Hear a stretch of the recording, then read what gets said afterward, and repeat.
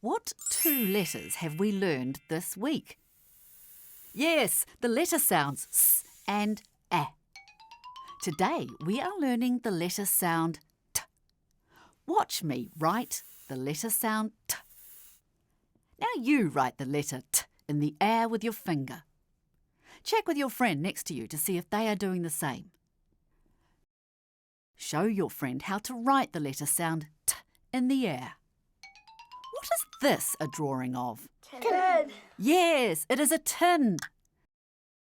T is the first sound in tin. Let's say the word tin slowly. T, n. T, n. To make the T sound, the tip of your tongue touches the top of your mouth and then pulls back and you push the air out. T. It is a tongue tipper sound because your tongue touches the top of the mouth. See, like this. T, t. By now we have learned 3 letter sounds.